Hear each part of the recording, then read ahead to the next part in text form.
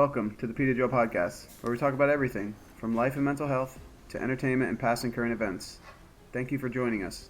Let's begin, my fellow Peters.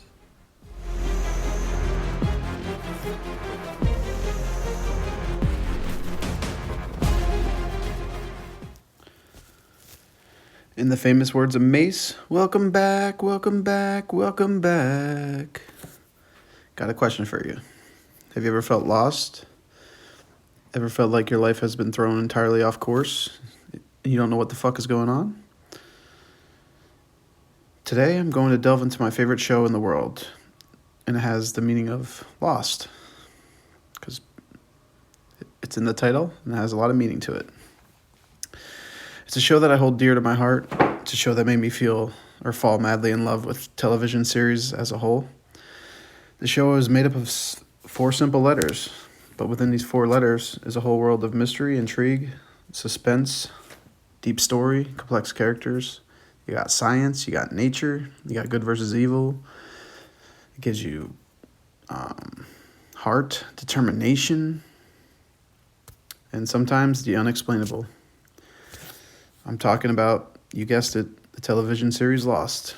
Anyone who truly knows me will tell you I'm obsessed with the show. But the show is not for everyone. In fact, a big portion of the people who watched it really disliked it somehow. But I will tell you this, the majority I talked to that didn't like it really didn't watch the whole thing. Some might have actually watched it and just didn't completely pay attention. I know this because you can't miss a minute of this show without possibly feeling lost. It's a thinking person's show.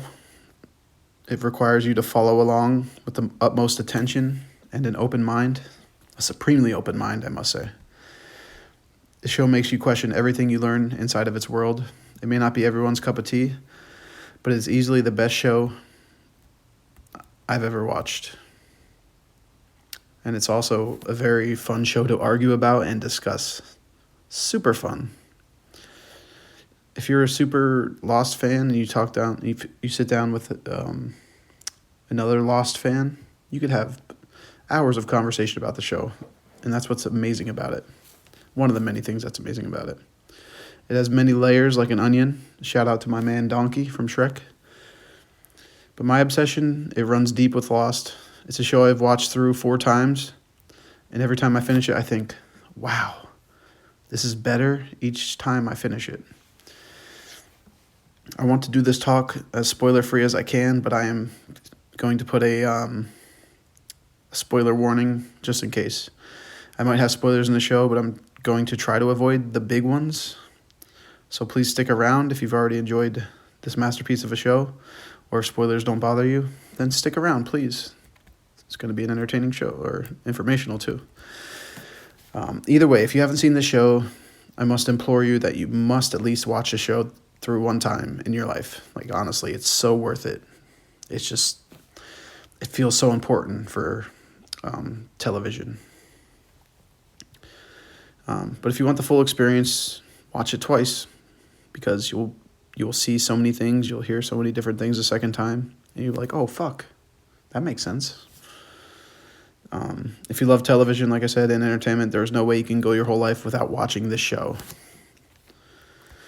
So I'm going to break up this Lost talk into categories, starting with a brief summary for the basis of the story.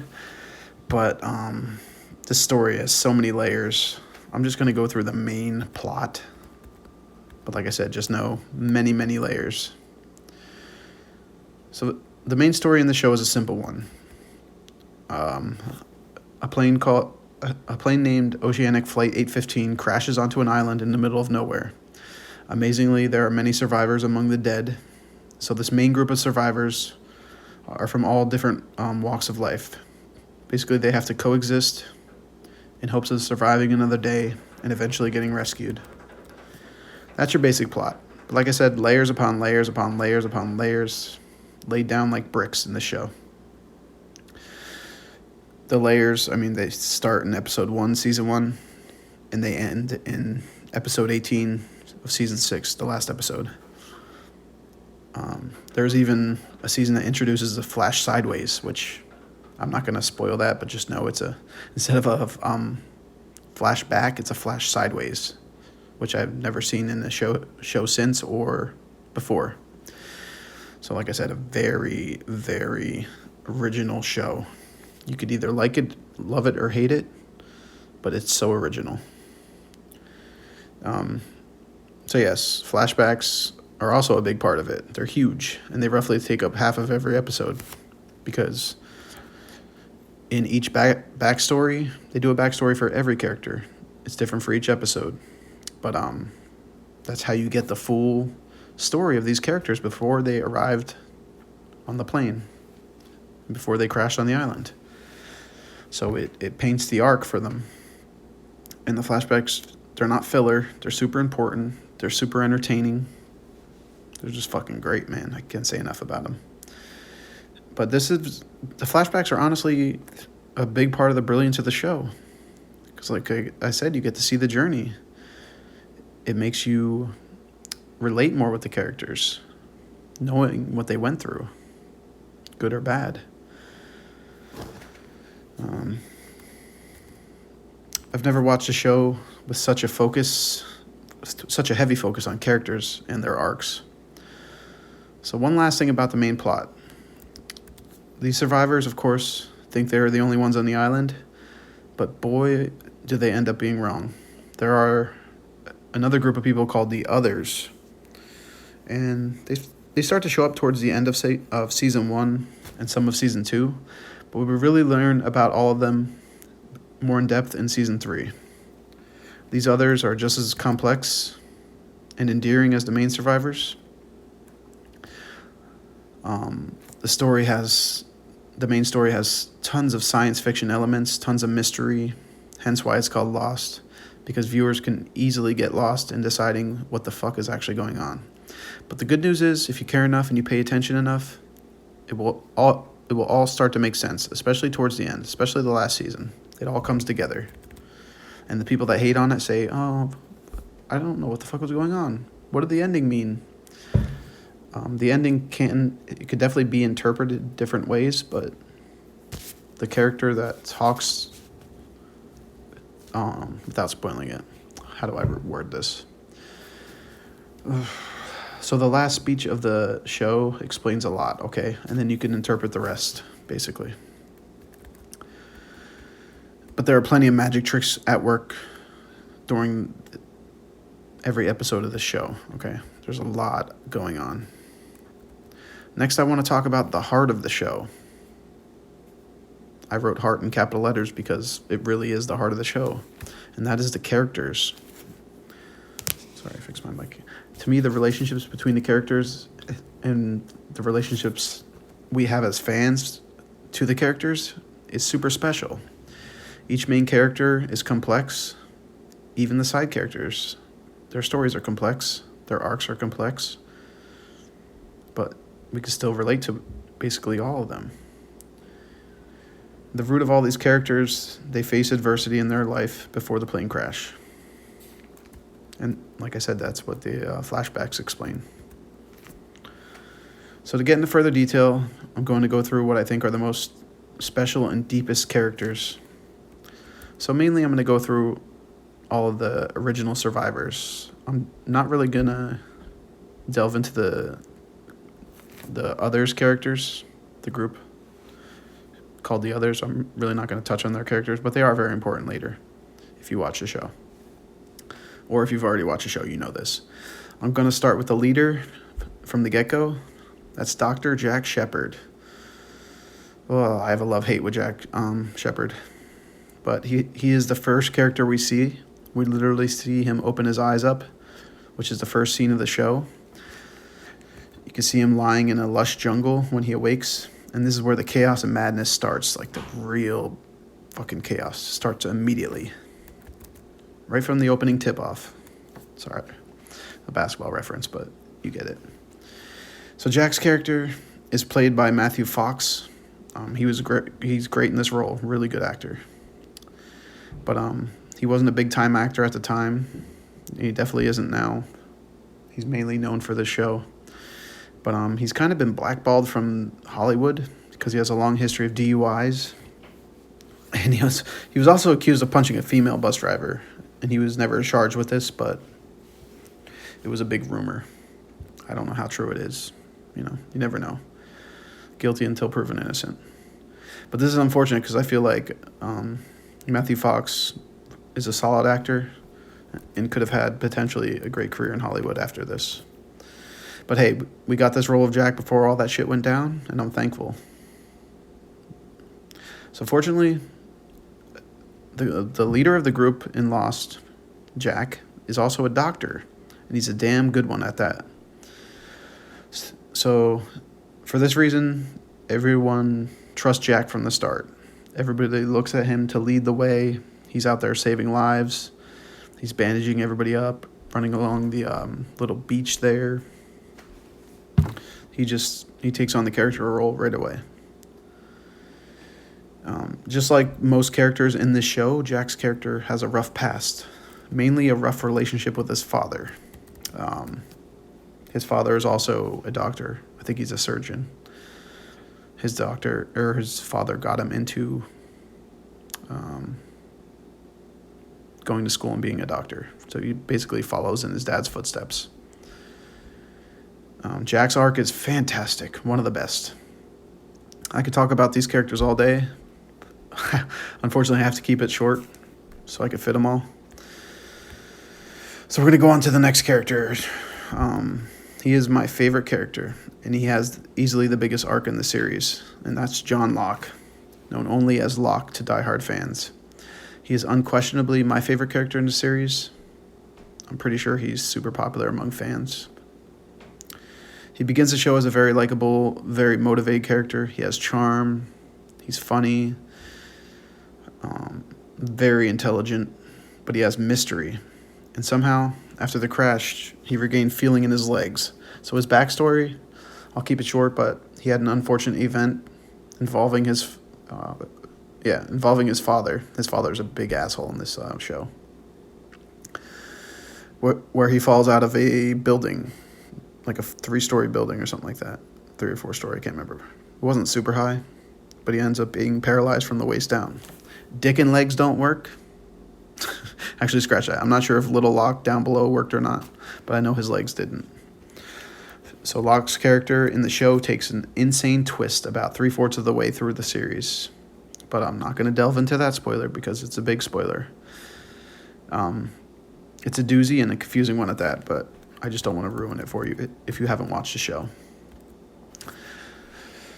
Next, we go into my second favorite character of the show, the lovable dickhead named Sawyer. This mother effer makes you hate him from the first time you see him. He's cocky, he's arrogant, he's detached from giving a fuck about anything or anyone, and he's full of himself.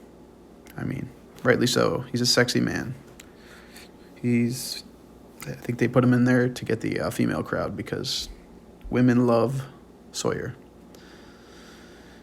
He will literally aggravate the fuck out of you from the start. He'll make you want to jump through the TV and strangle him. But there is a big but here. You end up loving this long-haired jerk-off by the end of the show. What a crazy reversed arc he goes through. And this, my friends, is what makes him so great as a character. The actor who plays Sawyer is Josh Holloway. Like I said, he really knocked this role out of the park. He plays such a good dickhead. So believable, so arrogant. But then, like I said, you end up loving him. Great character transition. You can't talk about Jack and Sawyer without talking about Kate. She's beautiful. She's very dark, mysterious, and sometimes she's lovable. And that is Kate Austin. Same way that Sawyer lures in women to watch the show, I think Kate's the same. She's beautiful. She really is. But this Kate Austin chick, she's been through some shit in her flashbacks. She was an outlaw before boarding flight 815. We come to find out she's actually under arrest at the time of her boarding, and she's being taken into custody. Taken into custody in another state. And as luck would have it, her plane crashes. So she's one of the few survivors that benefited from the plane crash because she doesn't want to go back home. She doesn't want to go to jail. Same with Locke. The island magically fixed his legs, so he doesn't want to leave the island. He loves the island. Like I said in the beginning of my Kate breakdown, that you can't have Jack and Sawyer without mentioning Kate. Because, I'm going to put this blunt, she hops from dick to dick with these two in a weird love triangle. She loves Jack, then she loves Sawyer, then she goes back to loving Jack. She can't make up her mind. I mean, she just loves them both. The next character I want to talk about is the lovable teddy bear of a man-child named Hurley. He also goes by Hugo. I think Hugo is his real name. Hurley's his nickname. But everybody knows him as Hurley. He was so popular on the show that even Weezer titled an album after him. And the cover featured his plump, beautiful face. So Curly's flashbacks involve him having terrible luck. Really bad luck in the start. But then after his crazy friend keeps reciting the numbers 4, 8, 15, 16, 23, 42. These numbers have huge significance in the world of Lost. In the flashbacks and the current. And the flash sideways too.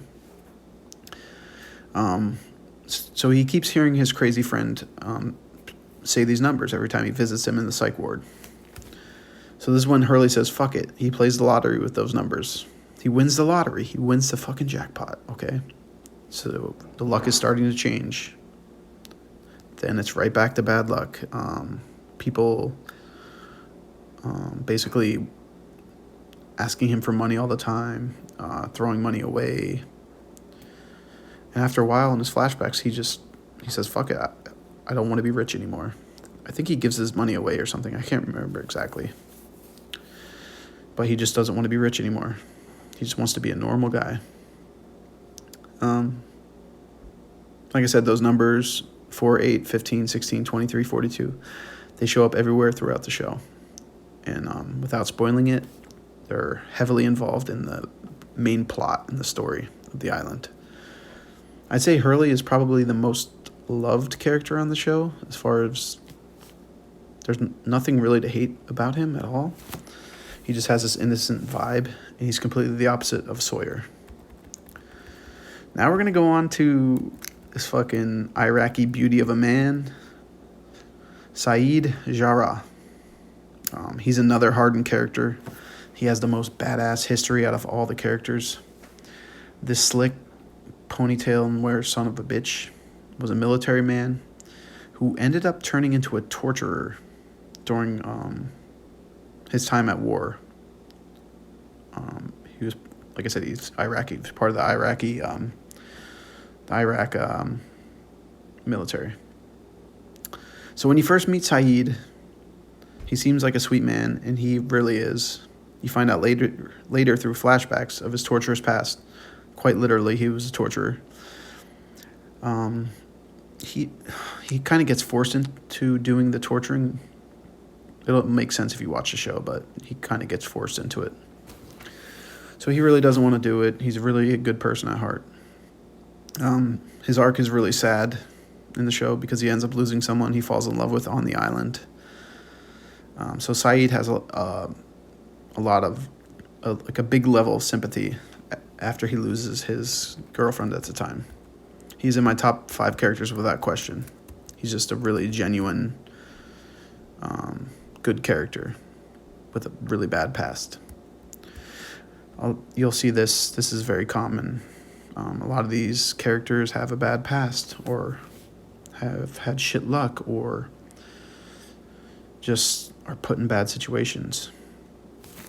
So we also have a former rock star who was addicted to heroin, and his name is Charlie Pace. Charlie. He's from England. He was part of a band. Oh, no, I can't think of the band. I should have wrote that down, but it's important, but you can figure it out when you watch the show. So he's a really good character, but honestly, I don't take his character as seriously as the rest. I think because of the heroin addiction, He's just not. He doesn't ever seem like he's trying. You know what I'm saying? Like the other characters are trying to be better or trying to change things. I mean, I personally think it's because of the heroin, obviously, that, I don't know. I just don't vibe with him as much as the other characters. So he really did it to himself with the addiction. It was part of being a rock star. It ruined his rock career. His brother also got addicted. They're both in the band together. They both started the band. His brother ends up getting sober, and Charlie doesn't. But his character, Charlie, ends up falling in love with a pregnant main character named Claire Littleton. She's already pregnant when the plane crashed. So I think she's like 6 months pregnant when the plane crashes. She's a beautiful person inside and out. I love Claire. Sweet character. It also helps that she is the most adorable pregnant chick in the history of television, in my opinion. But Charlie puts her through a lot of shit with his addiction. He acts out so many times. He puts a distance between the two when they're getting close. He just kind of fucks it up. At one point, he tries to steal her baby after the baby's born, which is fucked up. But I think he had like either a vision that the island made him have, or like a hallucination. I can't remember exactly. But yeah, he tries to steal the baby. So like I said, Lost has a very diverse cast of characters, which leads me to Michael Dawson and his son Walt. Michael and Walt, they both have a tragic past. Michael met the girl of his dreams in the flashbacks. She became rich and soon lured Michael's son Walt away from him. She ends up passing away a few years later, and Michael ends up getting custody of Walt. He is flying back home when their plane crashes, so now they have to get to know each other amidst the terror of being stuck on an island. A really cool dynamic. It's a really awkward dynamic. It's awkward and odd. A very uncomfortable dynamic they have. But that was on purpose, because they don't really know each other. Michael didn't really get to see him grow up much because his wife just took him away when he was young. So you feel for Michael, but you also see him becoming a better dad as the show goes on. He has a really good character progression, so does the son. But there's a lot of terrible shit that happens between both of them on the island and off. But again, that would require, if I went in depth about it, I would be entering spoiler territory again. Lost also gave us a married couple. A fucked up couple, an Asian couple who we end up finding out they're on the brink of divorce through flashbacks. This couple, in retrospect, really hit home to what is happening in my life currently. But this episode isn't about that, so I'll move on here. This couple is relatable to the millions of married couples around the world, though. They fight, they have trust issues, marriage things. So the basic backstory of Jin Soo Kwon and his wife Sun Hwa Kwon, I think, is the common thread in Asia. Sun's family is rich, and Jin, the husband's family, are basically peasants. So they're on opposite sides of the they're on opposite sides of their money and their upbringing. Like I said, Sun's family is rich, Jin's is poor as dirt. They accidentally meet. Sun is a bouncer for a restaurant, or like a doorman for a restaurant, and the restaurant, I believe, is owned by Sun's family. They accidentally meet and fall in love with each other almost immediately. Sun's father hates Jin, like I said, because he's poor, his family's poor. So Jin starts going down a bad path. He starts doing dirty work for Sun's corrupt father. So he does everything for the father, beats the fuck out of people for him, threatens people, almost kills a dude. So he goes overboard. Sun finds out what he's doing. Sun ends up cheating on him. Jin ends up finding out on the island, and the rest is history. They have a very checkered past. Obviously, I talked about that, but you could feel the tension between them on the island. Now I'm going to get to winding out with the final characters here, the main characters. Now to a fantastic character who is not used enough in my opinion. Her name is Rose Henderson. Another sweetheart. She's not what I would call part of the main group. I mean, she is. She's an original survivor, but they don't really focus on her story as much. They do some backstory, but she has a very sad backstory. We also find out that her husband is on the plane, or was on the plane, and she's looking for him most of the time. So her backstory is super romantic.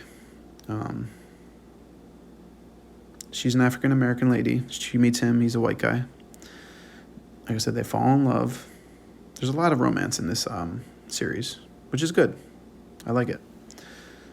I'm normally not a romance guy, but it's very acceptable for the show because this show is about everything, just like this podcast. I had to throw that in there. But anyways, so her backstory. She gets terminally ill with cancer. She's about to die. She goes on this... she's taking this trip to go see I forget. She's going to see like a healer, like a medicinal, natural healer. And they crash. So she realizes that after the crash, she's fucking healed. She feels great. The cancer is gone. Because of the island. Just like Locke's legs. They were fixed. So she has a reason to stay too. Plus her husband is out there somewhere.